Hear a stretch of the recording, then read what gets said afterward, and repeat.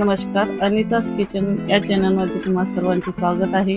आज आपण मस्त कुरकुरीत उडदाच्या डाळीचे पापड कसे करायचे ते बघणार आहोत। अजिबात तेलकट न होणारे। बऱ्याच वेळा काय होतं, पापड केले की काही दिवसातच बुरशी भरतात किंवा त्यांना खराब वास येतो आणि पापड जरी टिकले तरी तळल्यावर लाल होतात। तसे होऊ नये म्हणून मी बऱ्याच टिप्स सांगणार आहे। शिवाय बाजारातला रेडीमेड पापड मसाला वापरून परफेक्ट प्रमाण देऊन बऱ्याच टिप्स सांगितलेल्या आहेत। त्यामुळे तुम्ही पहिल्यांदा देखील पापड बनवत असाल तरी सुद्धा परफेक्ट पापड बनतील याची मला खात्री आहे। त्यामुळे पटकन व्हिडिओला लाईक आणि सबस्क्राईब करा।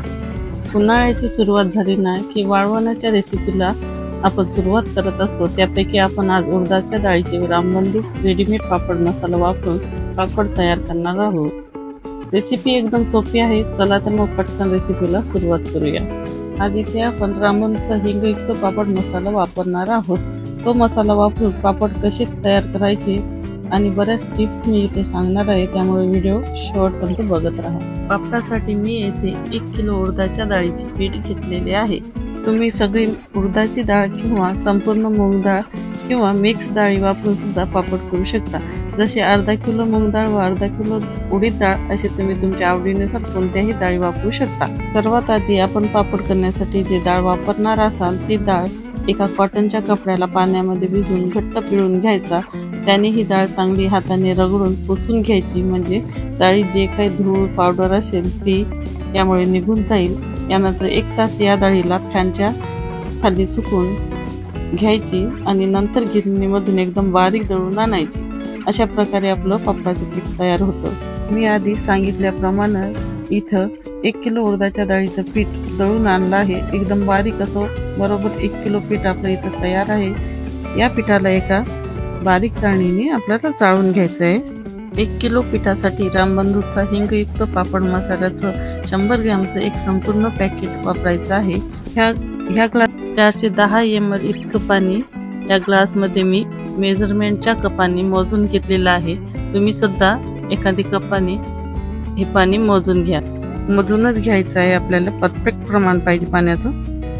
आपण जे पाणी घेतलेलं आहे 410 ml ते पाणी मी आता एका पातेल्यात टाकून चांगली एक उकळी काढून घ्यायची आहे। त्या पाण्याला उकळी आल्यानंतर त्यामध्ये रामबंधूचा 100 ग्रॅम मसाला पॅकेट संपूर्ण टाकायचे आहे आणि त्याला मिक्स करून घेऊया।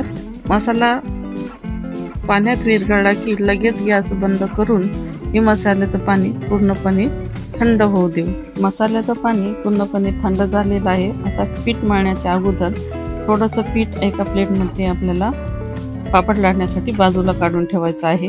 पाण्याला थोडंसं ढवळून आता आपल्याला थोडं थोडं करून पाणी टाकत हे घट्टसर असं पापडाचं पीठ मळून घ्यायचं आहे।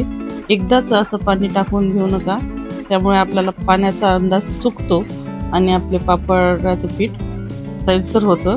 त्यामुळे हे महत्त्वाची टिप्स आहे। येथे पापड मळताना कधीही पाण्याचे प्रमाण अचूक पाहिजे। पाणी टाकल्यानंतर 1 मिनिट चम्मचने या पिठाला हलवून घ्यायचं आहे, म्हणजे उडदाचं पीठ खूप जास्त चिकट असते त्यामुळे आपल्या हाताला जास्त प्रमाणात चिटकते।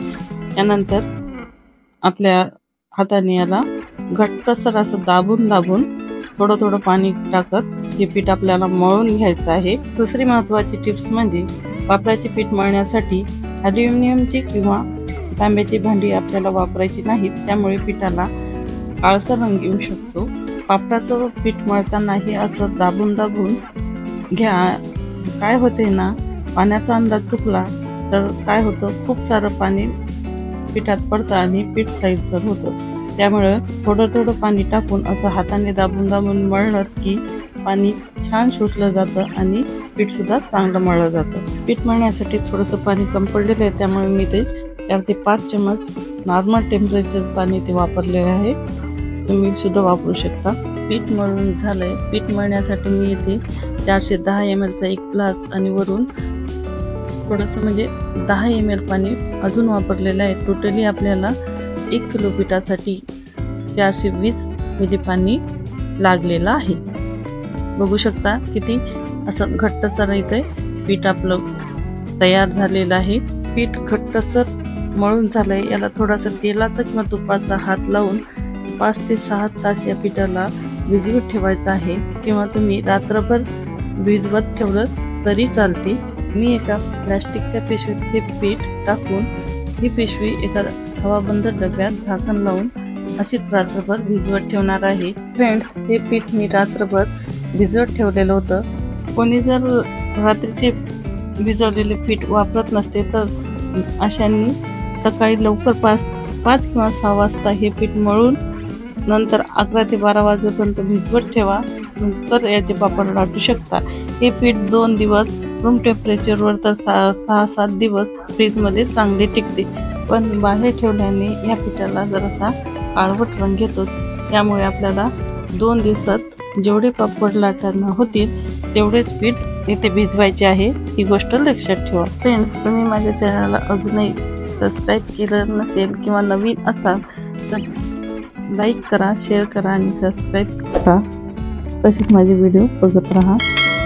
आता हे पीठ मी रात्रभर भिजवत ठेवलेलं होतं, ते एका परातीत काढून घेतलं आहे। त्या पिठाचा मी एक छोटासा उंडा तोडून याला चांगल्या बत्त्याच्या साहाय्याने कुटून घेणार आहे। तुमच्याकडे काही जड वस्तू अवेलेबल असेल तर म्हणजे खलबत्ता, पाटा वरवंटा, जर एखादं जाड बेलणं यापैकी कशानेही पीठ तुम्ही कुटून घेऊ शकता। आता ह्या कुटलेल्या पिठाचा उंडा हातात घेऊन प्रेस करून घ्यायचा। जितकं छान तुम्ही प्रेस कराल ना, हे पीठ असं ताणून घ्याल, हे पीठ तितके पापड लाटायला आपल्याला सोपे जातील। असं ताणून घ्यायचं, थोडं असं पीळ देऊन ताणलं तरी पटकन होतं। यानंतर पीठ कुटण्याची दुसरी पद्धत सुद्धा तुम्हाला इथे मी सांगणार आहे, ती म्हणजे असे पिठाचे छोटे तुकडे करून, बघू शकता, जास्त जाड तुकडे करायचे नाही, छोटे तुकडे करून घ्यायचे आणि हे तुकडे आपल्याला मिक्सरच्या भांड्यात टाकून थोडं वेळ फिरून घ्यायचं आहे। तुम्ही इथे बघू शकता, हे थोडंसं पीठ मी मिक्सरच्या भांड्यातून काढून घेतलेलं आहे। किती छान एकजीव झालेले बघा। अशा प्रकारे तुम्ही कोणतीही पद्धत वापरून हे पीठ मऊसूत मळून घ्यायचं आहे। इथे आपल्याला मिक्सरच्या भांड्यात जास्त पीठ टाकायचे नाही, जास्त पीठ टाकून काढलं तर काय होईल, मिक्सरवर लोड येऊन तुमचा मिक्सर खराब देखील होऊ शकतो। त्यामुळे असे पदार्थ करताना घाई गडबड अजिबात करायची नाही। माझं पीठ आता कुटून झालेलं आहे। आता आपण परत एकदा याला चांगलं मळून घेऊ। आता मी हे पीठ पुन्हा एकदा छान 2 मिनिटं मळून घेतलं आणि उंडा तयार करून घेतला। तुम्ही बघू शकता किती छान असा मऊ उंडा आपला इथं तयार झालेला आहे। ह्या पिठामधून परत छोटासा एक गोळा घेऊन त्याच्या आपण लाटा तयार करून घेणार आहोत। असा एक गोळा घेऊन पोलपाटावर गोल गोल करत याचा आपल्याला रोल तयार करायचा आहे। दोन्ही हातांनी पोलपाटावर पिठाला प्रेस करत थोडंसं प्रेशर देऊन आपल्याला असं जितका होईल तितका जाडीचा लांबट असा रोल तयार करून घ्यायचा आहे। यानंतर चाकूला तेल किंवा तूप लावून लहान मोठ्या आकाराच्या तुमच्या आवडीप्रमाणे लाट्या कट करून घ्यायच्या आहेत। ह्या लाट्या तयार झाल्यावर पुढची महत्त्वाची टिप्स म्हणजे ह्या लाट्या अजिबात सुकल्या नाही पाहिजे।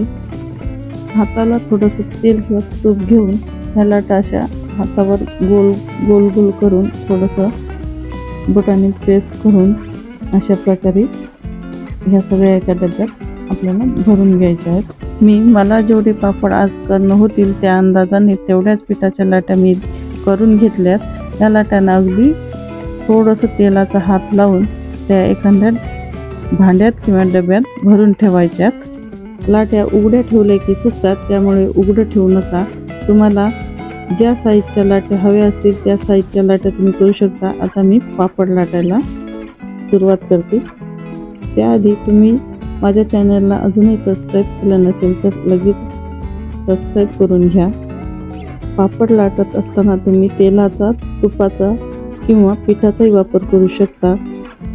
हे तेच पीठ आहे जे आपण पीठ मळताना अगोदर थोडंसं काढून घेतलं होतं। मी पिठाचा वापर करून पापड लाटून घेणार आहे। यानंतरची महत्त्वाची टिप्स म्हणजे पापड लाटत असताना तेलाचा, तुपाचा किंवा पिठाचा वापर जास्त प्रमाणात करायचा नाही। जेवढं गरज असेल तेवढंच पीठ किंवा तेल लावायचं। जर तुम्ही पापडाला जास्त प्रमाणात तेल लावलं तर पापडाला तेलकट वास येईल आणि जर का जास्त पीठ लावून पापड लाटले तर पापड लवकर जाळी धरतात आणि वाळल्यावर तुटतात। पापड लाटण्यासाठी रेषा असलेलं लाटणं वापरलं तर पापड लवकर लाटले जातात। तर तुमच्याकडे जे लाटणं असेल त्याने सुद्धा तुम्ही लाटून घेऊ शकता। जसा जाड पातळ पापड तुम्हाला हवा असेल तसा तुम्ही लाटून घ्या। पापड लाटत असताना सगळीकडून सारखा लाटायचा म्हणजे तो व्यवस्थित तळला जातो। हा बघा माझा पापड खूप मोठाही नाही आणि लहानही नाही, मध्यम आकाराचे पापड मी करणार आहे आणि जास्त पातळ सुद्धा नाही। तुम्हाला जर सगळे पापड एकसारख्या आकाराचे करायचे असतील तर या पद्धतीने एखाद्या डब्याची किंवा झाकण किंवा प्लेट वगैरे घ्यायची आणि पापड लाटून झाल्यावर त्यावर अशी उलटी ठेवल्यानंतर हाताने थोडा दाब देऊन अशा प्रकारे छान असे एकसारखे पापड तुम्ही तयार करू शकता। पापडाच्या कडेने उरलेलं पीठ तुम्ही नंतर हे काढून एका डब्यात भरून ठेवा, सगळं जमा करा। त्याचे सुद्धा आपल्याला नंतर पापड लाटता येतात। बघू शकता किती छान आपला पापड इथं लाटून तयार झालेला आहे। पापड लाटत असताना आपलं पीठ थोडेही पोलपाटाला चिटकलेलं नाही, आपला पापड फाटलेला सुद्धा नाही। यावरून ओळखून घ्यायचे की आपलं पीठ परफेक्ट झालेलं आहे। अजून एक पापड मी तुम्हाला लाटून दाखवते। एक लाटी घेऊन त्याला पिठात बुडून अशा प्रकारे आपल्याला लाटून घ्यायचं आहे। एकसारखं सगळ्या बाजूने लाटून घेतल्यावर छान गोलगरीत आपले पापड तयार होतात। बघा किती छान ट्रान्सपरंट पापड आपला दिसतोय। अजिबात न चिटकता न फाटता पापडे लाटले जातात। त्यावरून ओळखायचं की आपलं पीठ इथं परफेक्ट मळून झालेलं आहे। हा सुद्धा पापड लाटून झालेला आहे, तुम्ही बघू शकता किती छान पापड लाटण्यात आलेलं आहे। आपल्या लाट्या ह्या लहान मोठ्या आकाराच्या असतात, त्यासाठी मग दुसऱ्या साईडचे डब्याचे झाकण आपण इथं वापरू शकतो। पापडाच्या कडेचे उरलेले शिल्लक राहिलेले पीठ हे आपल्याला शेवटी परत थोडंसं ठेचून घ्यायचं आणि त्याचे सुद्धा याचप्रमाणे पापड लाटून घ्यायचे आहेत। चला तर मी हे सगळे पापड अशाच प्रकारे लाटून घेणार आहे। यानंतरची महत्त्वाची टिप्स म्हणजे पापड सुकवताना कोणती काळजी घ्यायची ती। पापड जसजसे आपण लाटत जातो तसं ते कॉटनच्या कपड्यावर असे पसरून फॅन खाली असे सुकवायला टाकायचे।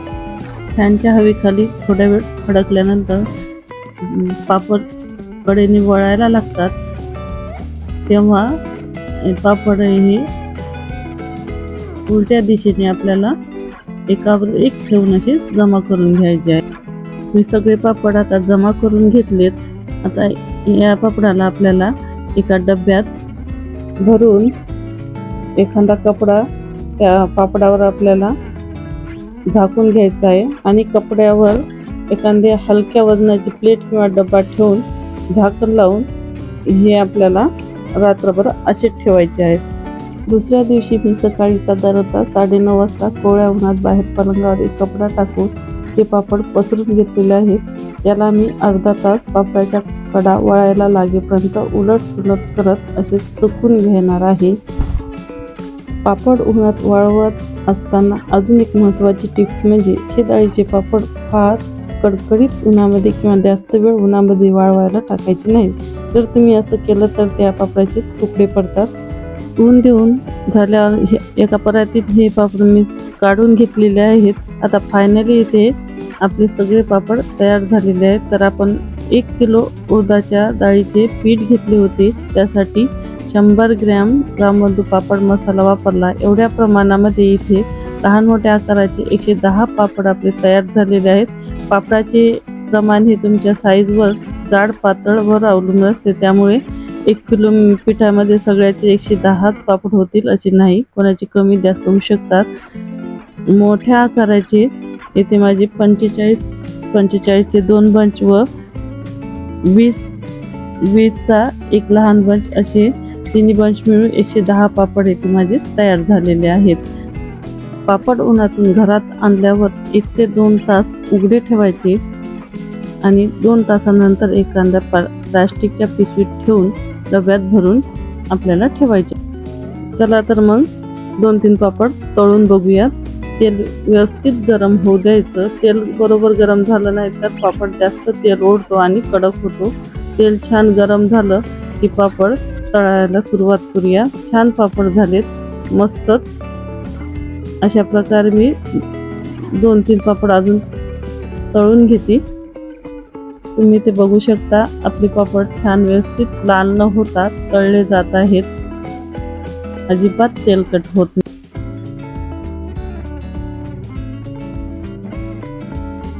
पापड आपले छान तळून झालेले आहेत, अगदी मस्त।